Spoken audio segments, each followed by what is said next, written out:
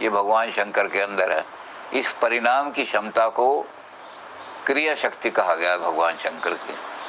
तो सारे जगत का संचालन, सारे जगत को आनंद से पूर्ण करना, सारे जगत में चमत्कारिक घटनाएं उत्पन्न करना, जहाँ हमारे मन को विस्मय पैदा हो जाए, तो वो चमत्कार वाली शक्ति भगवान शंकर की जो है, ये सारी शक्तियाँ, सारी पांचों शक्तियाँ, इनसे भगवान विभूषित हैं, विशिष्ट हैं। इसलिए भगवान को हम कह सकते हैं कि भगवान ही शक्ति के पति हैं, शक्ति के स्वामी हैं, शक्ति को धारण करने वाले हैं, शक्ति के धारक हैं। और इन पांचों शक्तियों में सब शक्तियाँ जो हैं वो एक शक्ति तो महाशक्ति बन जाती है। तो महाशक्ति को भी धारण कौन करेगा? महाशक्ति को धारण करने वाले, क्योंकि भगवान जब सर्वज्ञ हो जाएंगे, सारा ज्ञान आ जाएगा, तो फिर महाशक्ति ज्ञान से बड़ी शक्ति नहीं। इसी तरह से भगवान शंकर के अंदर आनंद आ जाएगा, पूरे आनंद को धारण करने वाले। तो शक्ति को धारण करने वाले शिव हैं, क्योंकि शक्ति कभी भी शिव से अलग नहीं हो सकती। प्रकाश और विमर्श का उन्होंने शुरू में उनका कंसेप्ट दिया है, जो धारणा दी है कि प्रकाश और विमर्श कभी अलग नहीं हो सकते।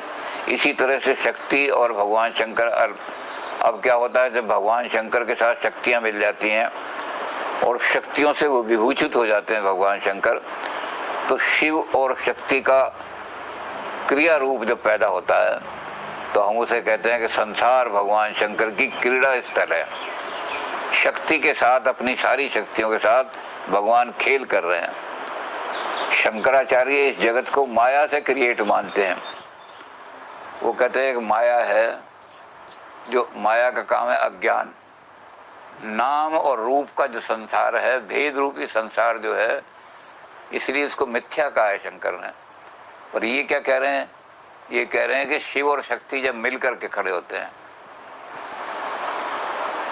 ये दोनों शक्ति एक समिष्ट हो जाती हैं, कोई शिव से वो नहीं है। और फिर उसके बाद ये क्रिया शक्ति जो इनमें मिल जाती है, तो फिर ये सारे संसार में अपनी क्रीड़ा, तो जो क्रीड़ा है, जो इनका खेल है, वो सारे संसार के अंदर छाया हुआ है। और ये जगत सारा उनकी क्रीड़ा है भगवान की, इसको मिथ्या नहीं कह सकते आप।